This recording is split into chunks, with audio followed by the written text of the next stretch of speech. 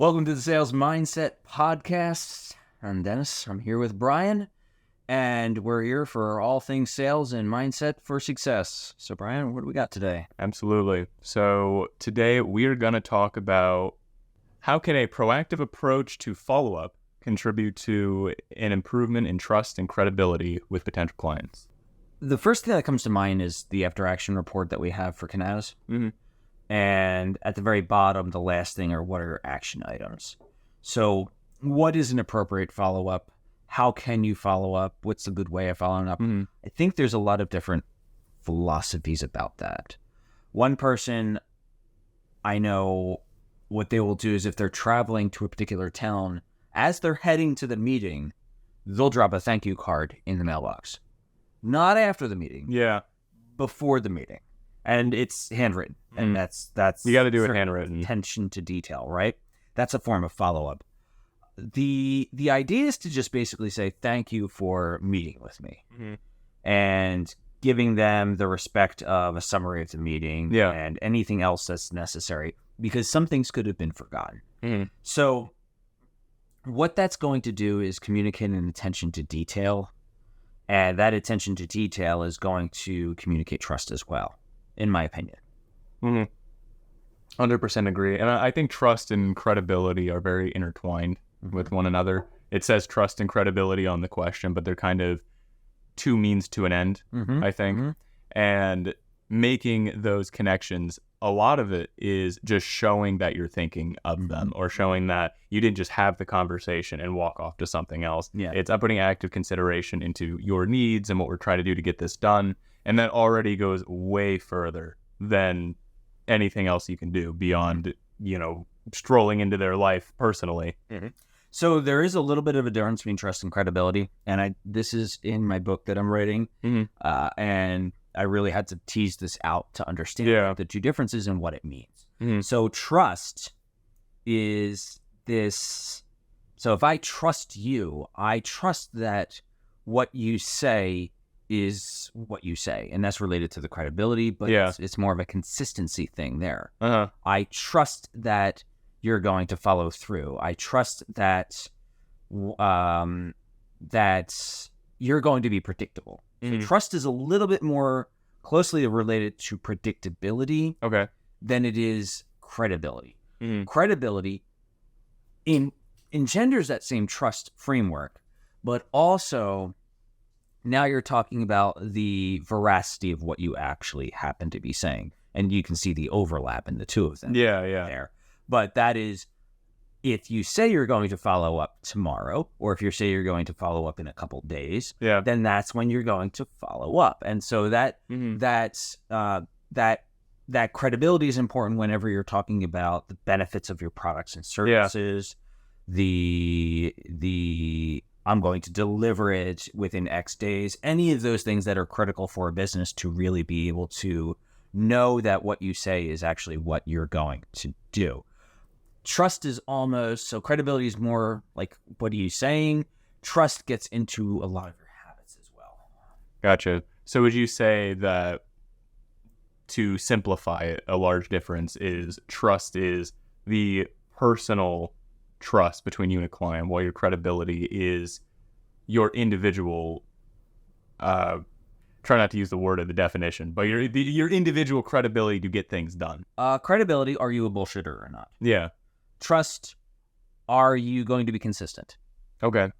And so there's this a little bit of a behavioral aspect of trust. Down to, I trust that this salesperson is going to call me every month to see how I'm doing with their products and services. That's a little different than trust. And then you have that I trust that what this person says is true. And that's where the trust and credibility overlap. Kind of meet together. So so the way I kind of visualize it then is trusting is, I lost it. It's an interesting and no, I hear what you're saying. I'm seeing how you're peeling it apart. And I was surprised when I was doing the research on this, and I was specifically looking at the components of the likability of a salesperson. And I know we did a podcast on it, but the physical attraction is a component of that. The grooming, the lack of body odor. Did you have onions with your lunch before you came and spoke to someone? But then the trust is an aspect of it. The credibility is an aspect of it. You talk about respect as an aspect of it as well. Yeah. Which respect is like this credibility plus that comes from it. And what it does is it really comes down to that, do I like this person? And part of do I like this person is, will I be able to depend on this person? Yeah. And I think the depending on this person really engenders both the trust and the credibility. Gotcha. So you have these factors that kind of fill this dependability meter almost between you and a client, or their perception of you as either a salesperson or as a company. Yeah. So think about someone. Okay. So let me put it this way. So think about someone.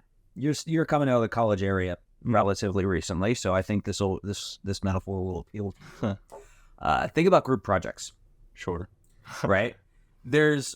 When someone says something and they don't do it, you lose that element. You lose both trust and credibility. Yeah. Because now they're not being consistent. But maybe they just never say they're going to do anything and then they don't do anything. That loses your ability to trust them to get stuff done. Maybe automatically they say, you know what, I suck at getting back to you. So they're credible. Yeah. They're being honest. They're saying, I'm horrible with email. Right? And so, okay, they're credible. But now your ability to trust that they're going to get stuff done might be put in danger as well in terms of their ability to follow through with things. Sure. And where would somebody who says they're going to do it and they do it, but they're phoning it in and it's bad, where does that fall?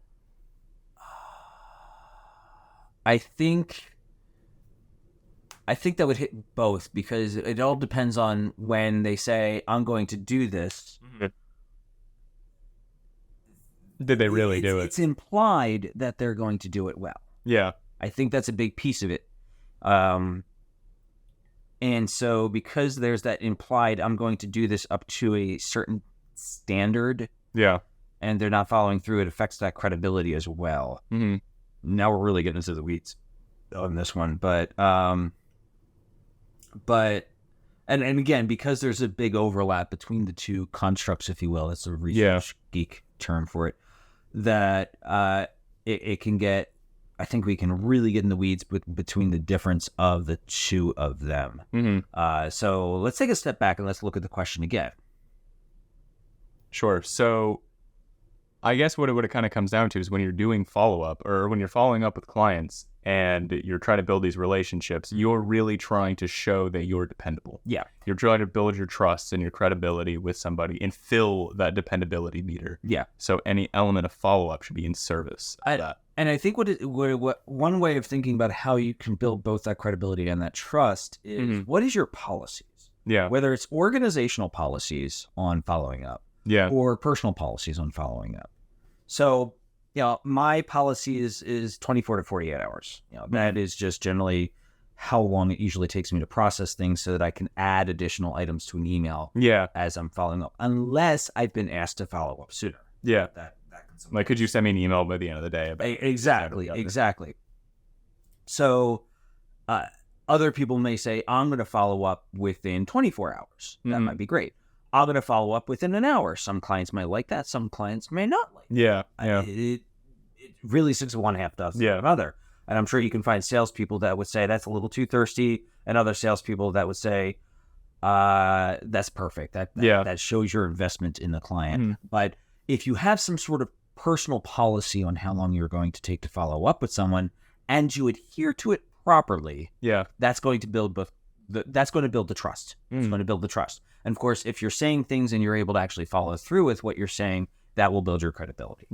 And what matters is how you continue to develop that when it comes to customer service. And so trust. I trust that this person is going to get back in touch with me within 48 hours.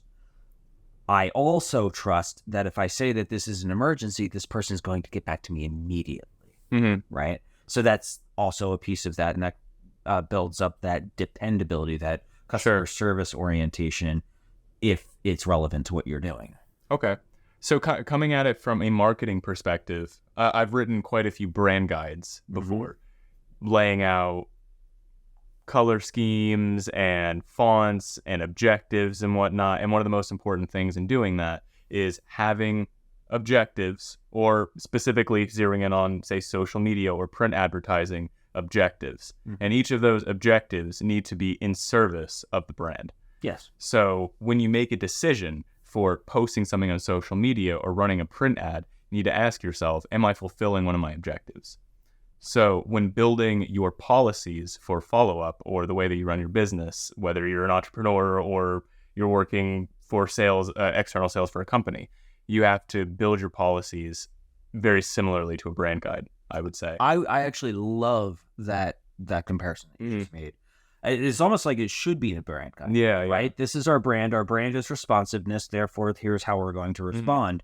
When you look at, and we're really moving over into marketing, but it's very, very related to sales in here. Yeah. When you look at service design, one of those things is what is your expected response to X, Y, and Z?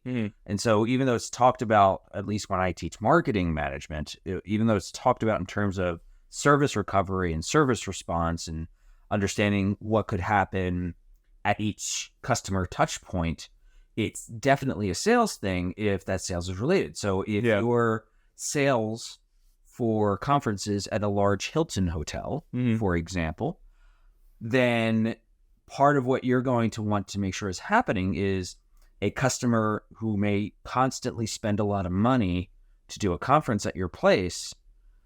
What happens if there is some sort of major service failure for that particular customer, and are they being taken care of correctly? Yeah. And when does the general customer service dial back in that salesperson to make sure that any service failure was remedied? Yeah. And that's part of that follow-up, or even, hey, it's day 2 of the conference. I just want to make sure everything's going right. Yeah. Day 3 of the conference, I want to make sure everything's going right. Post-conference, here's a survey form. Let me know how it went, if there's anything I can do to improve not just your experience as a conference organizer, but the experience of all of your guests or attendees at that particular conference. And of course, you're factoring in, of course, with that conference organizer's service responsiveness as it comes to all of those individuals.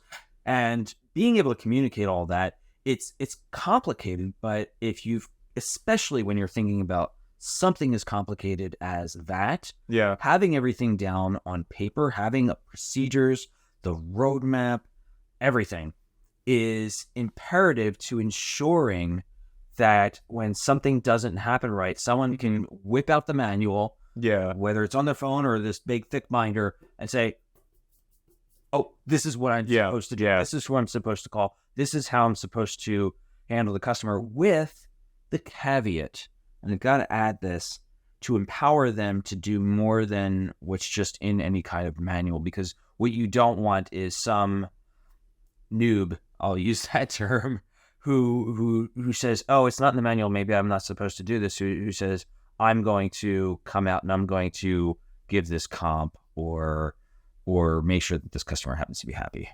Gotcha. So you're saying that there should be instances where you go off script then? Absolutely. I think one of the biggest problems that we often see in customer service is, Simon Sinek actually talked about this, where it's people are afraid that they're going to get fired if they do something that's off script. And that's dangerous, right? You don't want that in your organization, because then it's like, the manual says I must do this. And therefore I must do this, even though the customer is unhappy. As long as the customer's not, to use a pejorative, Karen or Kevin or Chad or whatever people are using for masculine part being of that. unreasonable. Yeah, exactly. Then, I'm going to use myself as an example here. I'm one of those individuals, I try not to leverage customer service all that frequently. Because I know, at least with the larger organizations like Verizon, Hilton, American, when I complain, they take notice of it, right? Because I'm not complaining for the sake of getting like free stuff. I'm complaining because I want to make sure that I have a better experience on the line. And so they'll often say, oh, let me see what we can do for you, versus the Karen, if you will, you used a much better term and I'm blanking on it already, but the unreasonable customer at some point in time, it's like, we've got to fire this customer. Yeah. Right. And so you don't. And it should be clearly in whatever CRM or Salesforce automation tool that you have, that you understand where this customer sits in your value. Yeah. So that you can say, this customer doesn't complain much. They're complaining. I need to go above and beyond to make sure that this customer is happy because they're valuable to us. And of course, word of mouth is equally as important when it comes down to those things.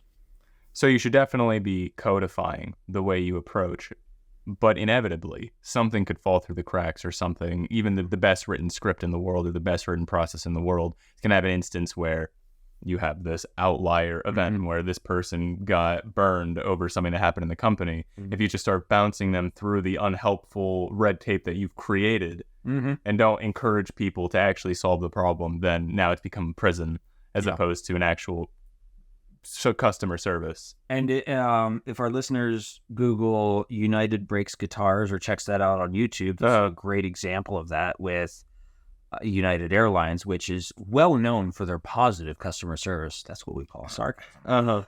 And that's exactly what happened to this guy who had his several $100 guitar broken as he watched it getting thrown around on a tarmac. Oh my God. And it's a matter of, maybe you need to make an exception for this particular customer, and not because he's going to generate millions and millions of views on YouTube, but it's the right thing to do. Yeah. And that's the other thing that has to be really embedded in that. You don't do it because of money necessarily, although it will always factor back to that.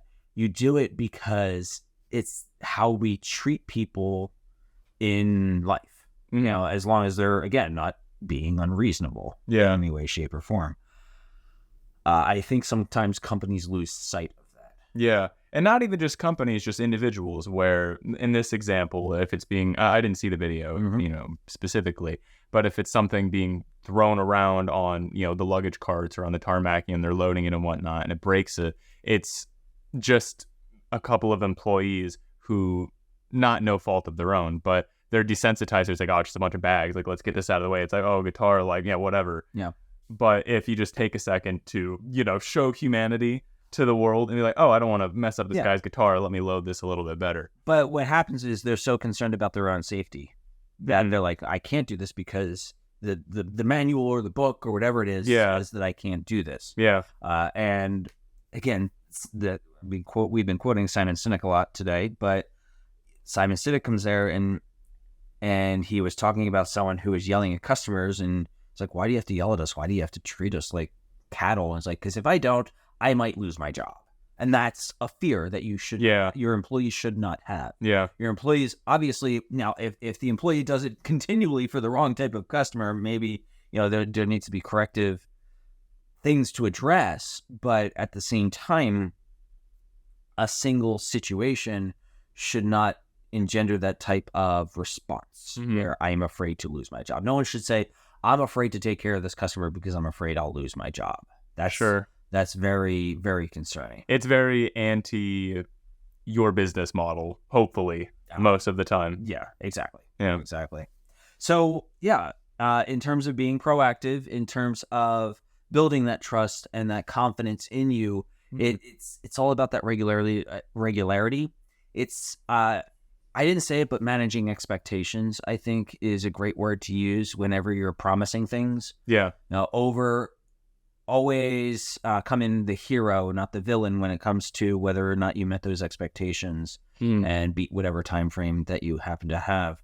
But it'll build that trust, it'll build that likability, and it'll build your book of business with that particular customer. Sure. Final thoughts? I really like what we went over with the codifying follow-up. I think that's really good. I think visualizing, it's easy to get lost in the weeds, and visualizing it as your purpose for follow-up is in service of filling your dependability meter, and looking at it in the concept of a brand guide, building it the way I like to do it is have the objectives like in a numbered list, 1, 2, 3, 4, 5. These are the objectives for actions. Yeah. And then you write the procedures underneath it, and then in parentheses, 1, 2, or like this action is in service of this objective. That way, when you go to make a decision or you're building your follow-up table, you know exactly why you're doing it. And again, if your company doesn't do that, do it for yourself. nothing wrong with having your own guide and document to do that. Absolutely. All right. Well, great conversation, and we'll see you next time.